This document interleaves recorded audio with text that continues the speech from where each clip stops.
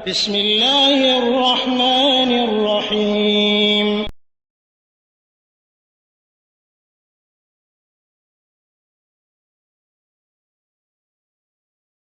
আলহামদুলিল্লাহ ওয়াসসালাতু ওয়াসসালামু আলা রাসূলিল্লাহ। আমাদের এক ভাই প্রশ্ন করেছেন যে বৈঠক শেষ করে সম্মিলিত মোনাজাত হাত তুলে জামাতবদ্ধভাবে করা হয়, এটা কি শরীয়ত সম্মত? জি না ভাই, এটা শরীয়ত সম্মত নয়।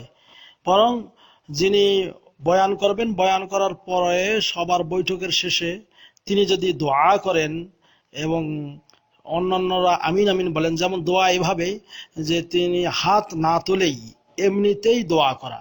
শেখ বিন বাজ রাহিমাহুল্লাহ তিনি বলেছেন যে লা বা'সা বিদ-দুআ, হ্যাঁ, যদি দোয়া করে তাতে কোনো সমস্যা নাই, কিন্তু তিনি বলতেছেন যে আমি রফউল ইয়াদাইন করা, হাত উত্তোলন করা, এই ব্যাপারে এর কোনো প্রমাণ আমার জানা নেই। অর্থাৎ এই মুহূর্তে আপনি দর্শ শেষ করে যদি বলে আল্লাহুম্মা গফির লানা ওয়া লাকুম, আল্লাহ আমাদের সবাইকে মাফ করুক, আপনাদেরকে মাফ করুক, আল্লাহ আমাদের গুনাহ খাতা মাফ করুক, আল্লাহ, আর যারা বৈঠকে বসে আছেন তারা যদি বলেন আমিন, হ্যাঁ, যদি বলেন যে আল্লাহ আমাদের বাবা মা ভাই বোন আত্মীয় স্বজন সকলের মঙ্গল করো, যারা আছেন তারা বলবেন আমিন। কোনো হাত তোলে নয়, এমনি বৈঠক শেষে। এবং বৈঠক শেষে একটা দোয়া রয়েছে, নবী করিম সাল্লাল্লাহু আলাইহি ওয়াসাল্লাম বলেছেন সুবহানাকা আল্লাহুম্মা ওয়া বিহামদিক আশহাদু আল্লা ইলাহা ইল্লা আনতা আস্তাগফিরুকা ওয়া আতুবু ইলাইক।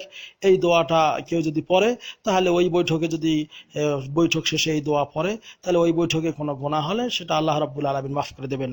এই পদ্ধতি, এই দোয়াই শুধু রয়েছে। কিন্তু তাছাড়া আপনি যে বললেন সবাই হাত তোলে জোরে অনেক লম্বা করে দীর্ঘক্ষণ দোয়া করা, এর কোনো প্রসেস কোরআন এবং সহিহ হাদিসে নেই।